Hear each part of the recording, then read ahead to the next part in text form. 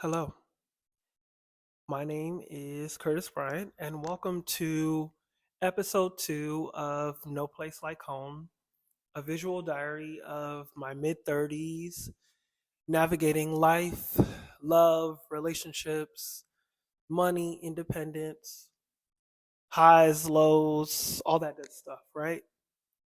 So, for this episode, I wanted to talk about grief. Grief plays a major role in the man that I've become. And it wasn't until I had a conversation with my barber, shout out to Rob, amazing barber. If you're in Atlanta, you need to see Rob. Um, so I'm talking to Rob, and anyone that knows, like the relationship that a man has with his barber is literally like one of, it's just like soul divine. The joint is like brother to brother, father to son, mentor to mentee. It is one of the most important relationships that a man can have is a relationship with his barber. And Rob has been cutting my hair for a long time. So for lack of better words, we've done life together, right? And so we're very transparent. We're actually both the same sign. And so we have no problem being vulnerable with one another. But anyway, one of the nights I was getting my haircut, I'm sharing with Rob as I normally do. And he says to me that what separates me, and I'm paraphrasing, but basically, what separates me from a lot of people is that my grief has inspired me. My grief is a motivator. And he couldn't be more right. It is 1000% true. Everything I've been through, every form of grief that I've experienced personally has made me who I am. It has motivated me. It has encouraged me to try harder, to want more, to be where I am. I don't know that if I lived a life that did not have grief, I would be the person that I am today. And that's scary to say. I mean, it is wild to say because I've lost so much. In the first episode, I shared that both of my parents have gone to be with the Lord.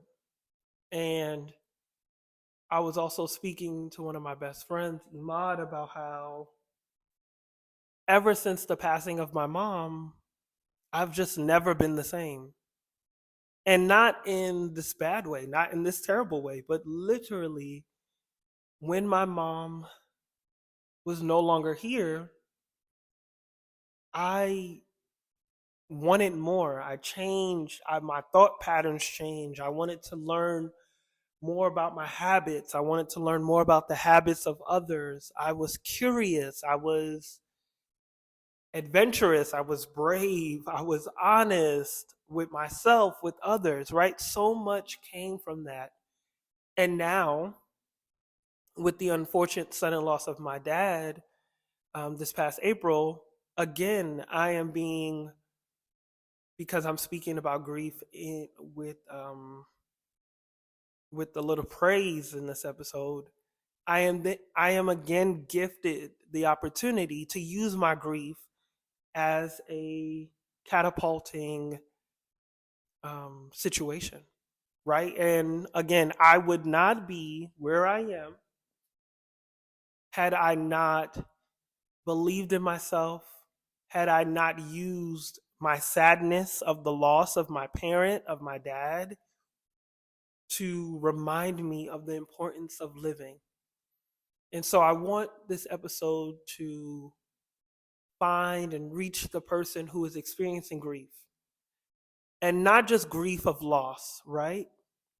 But the loss, I mean, not just the loss of a parent, right? Because that's my specific example that I'm using. But I also want to send love to encourage and motivate those who are experiencing grief around a job, who are experiencing grief around a relationship, experiencing grief around a friendship.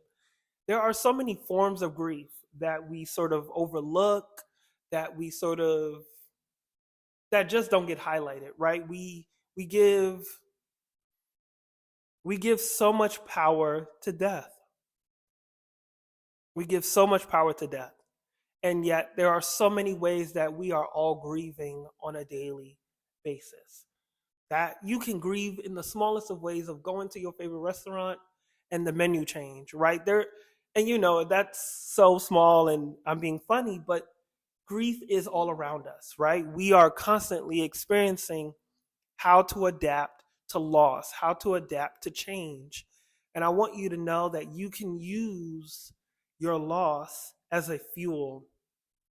Don't make it your character, don't make it um, everything that motivates you. You are inspired by loss, but know that if God takes something away from you, He has only one desire, but to double, but to place something in that place, to put something in that void area. He is going to send community. He's going to send a better job. He's going to send more money. He's going to send better opportunities, right? And all of these things cannot be taken away by anyone or anything. There is nothing with your name on it that can be stopped, that won't find its way to you. And so, yeah. Befriend grief. Don't be afraid of it. Don't be afraid to be sad. Don't be afraid to miss the old times,